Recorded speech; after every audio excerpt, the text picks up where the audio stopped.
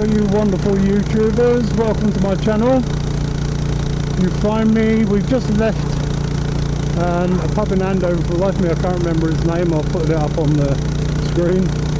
It is a wonderful, wonderful place, just on the outskirts of Andover. And when I say we, I mean my son, my eldest son and his mate. We've been coming out for a ride, ended up in this lovely place, had a splendid meal, bit expensive but it was splendid, so yeah, really enjoyed that. So we're now heading back. I'm going to head off back down to Lee. I think Callum's going to go that way as well, that's the chap behind me, and Jeff will pop off back home when we get in that area. So what have I been doing all week? I had my bike service, 3,000 mile service.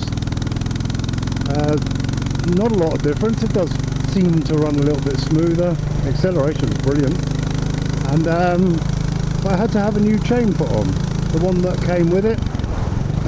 Despite me servicing it every sort of 500 miles, it was some of the links had fused. So that had to be changed, but despite having to have a new chain, the service itself still came to under £300, so that's not too bad, not too bad at all. What else have I been up to? I had a lunch date and a games night with my sisters and their partners. Absolutely loved it, so much fun. And that's about it really, not a lot going on at all. So what am I going to do this week? This week I am doing a bike history on the Cotton Motor Company. It's quite interesting, to be honest with you. I'd never heard of them before I looked it up. The way I get my ideas for motorbike companies, obviously it's through the internet, but if you go on Wikipedia and look under defunct motorcycle companies in the UK, it will come up with a massive great list, and I mean massive, huge list of bike companies that have gone under, a few of which have since revived, like BSA for instance, and I know they're often taken over by different conglomerates, but they're still in existence, they're still being made, which is a good thing, and hopefully they'll go from strength to strength. So what I'm going to do then is just enjoy this ride. If there's any really interesting bits of footage, I will pause the history just so you can see a bit of where we are.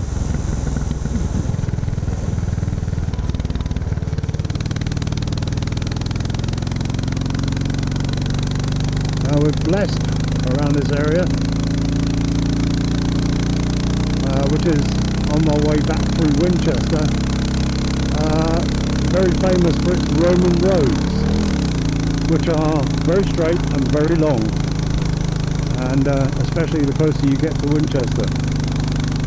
And although I don't really like motorways because they are boringly long and straight, these roads have a little bit of character to them. And you can just spend 5 minutes with the throttle open and just go for it. So anyway, I'm going to go quiet now and go into the history. Enjoy!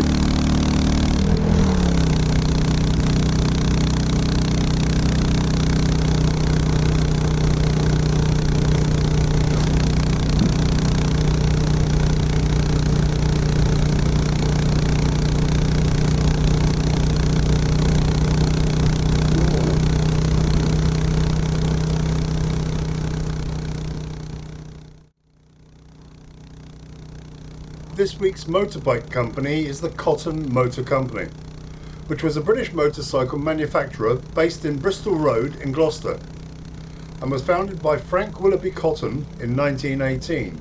But we go further back by 5 years, and we find Frank was already designing motorcycles, and for years he spent a lot of effort devising a straight tubed triangulated frame that gave excellent handling and eventually a frame that he had designed was taken on by Levis Motorbike Company.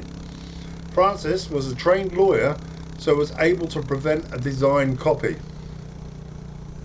In 1919, the first Gloucester-based cotton bike rolled out of the shed, and so the firm began production of a 269cc Villiers two-stroke engine driving a Royal Enfield Albion gearbox.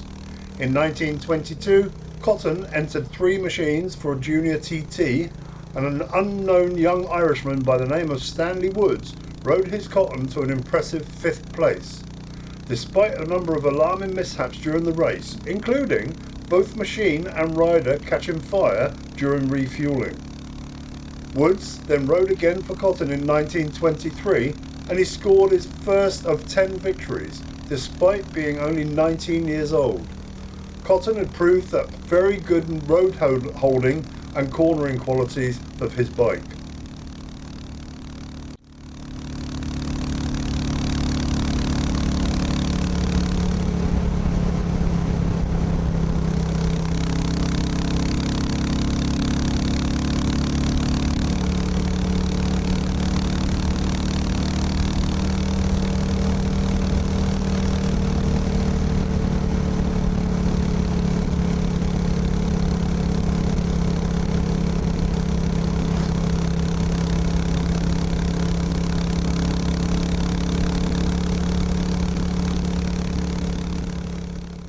From 1922 to 1925, the range was expanded and Cotton machines had many racing successes.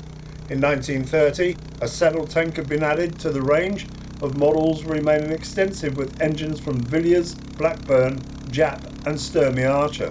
In 1931, Rudge Python joined the range, and by now there was something for everyone. This served the company well during the Depression times of the 1930s. When the triangulated rigid frame was introduced in 1920, it was ahead of its time, and by 1939, when the sprung heel and rear swing arm frames had begun to appear, so rigid frames had seen their day, and when Vincent patented a cantilever frame in 1928, many other makes followed suit with their own designs on that idea. Post-war, little had changed, and since the 1930s few bikes were built or sold. The triangulated frame principle was abandoned, and a newer design scored successes in motocross and road racing. The use of girder forks continued until late 1952, when they went with the more up-to-date piston forks. In 1953, the company was restructured under Elizabeth Cotton and was branded as E. Cotton Motorcycles. They were successful again in racing until Villiers closed in 1960, and they lost their British engine source. In 1954, Pat Onions and Monty Denley now had ownership of the company, and they redesigned and changed the two-stroke engine. The first of the new range was the Vulcan, powered by a 197cc Villiers 8E engine in a rigid frame, and in 1955 a model with a 9E engine was added, along with a Contaza that used the 240cc British Azani twin engine and had a pivoted fork rear suspension. In 1956, a trials model with a 9E engine and a second 322cc Cortanza was added to the list, and in 1957, the year I was born, the Vulcan Twin with a 249cc Villiers engine made an appearance. In 1959, the Vulcan Twin changed its name to Herald and gained a form of rear enclosure as well as a companion in the form of the Messenger with a 324cc Villiers twin engine, and all models were fitted with Armstrong leading link forks. The two Contaza models were dropped, and in 1960 heralded the Scrambler models, which were introduced using the 246cc Villiers 33A engine, as well as a sports version of the Herald called the Double Gloucester. In 1961, the range expanded. Modifications to the engines and new frames meant a good range of new bikes could be added to the catalogue. These were the 9E Vulcan Sports, a 246cc Trials with a 32A engine, a second Scrambler with a 34A engine, the Road Corsair with a 31A engine, and the Continental 29cc Twin with a new frame and sporting style. Then in 1962 the range was joined by the Cougar Scrambler, which showed off an even newer frame and a modified 34A engine. On to 1963, two new models appeared with their using the 247cc Villiers Starmaker engine. One of those was the Cobra, which was designed to be a scrambler, and the other the Telstar, which was built for road racing. Following the success of these, in 1964, the company concentrated more on sports and competitions. This was the trend for the next few years, and the Continental Sports Twin, Starmaker Trials and Cobra Special models were introduced in an attempt to win customers in a declining market. But like many other motorbike companies who experienced a lot of difficulties because of the introduction of affordable cars, their efforts saw fewer models each year until there was only 3 left. In 1968 they continued to experience decline, and that continued after Villiers ceased engine production, which affected many British firms, and it was in the early 1970s that kit-form trials bikes were then produced using the 170cc Minarelli engine. Then in 1974 the kit was listed as the Cavalier. Late 1975 it was replaced by the Meteor Scrambler with a 125cc Minarelli engine, and in 1976 the Meteor went, but they were able to use the Villiers type engine made by Dawson Motor Works and for a trials model. They later became involved with both Clues competition machines and Armstrong.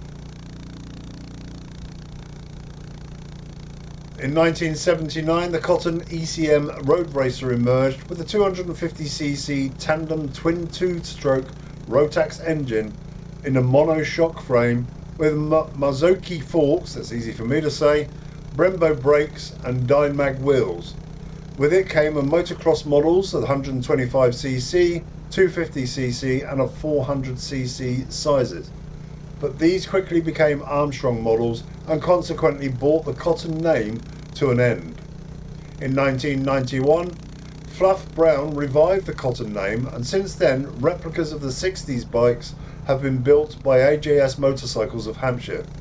This company was formed when FB AJS took on the AJS line in 1974, and the nostalgic boom in the 1990s saw continued demand for these machines.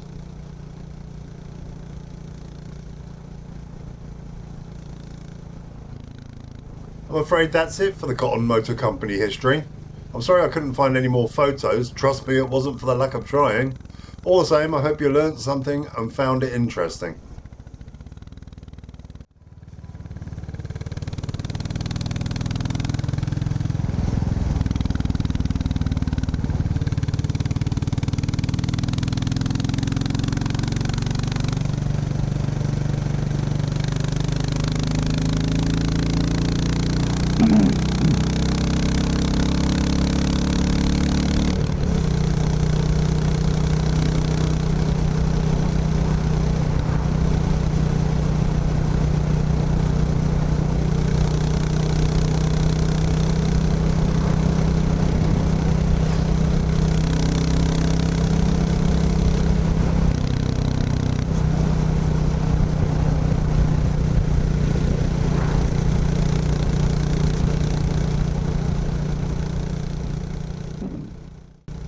That's it for this week. Thanks for watching. I don't know what I'm going to do for next week. That's in the pipeline, I'm sure. I'll find something. Until then, thank you for watching. Stay safe, be safe, and ride safe.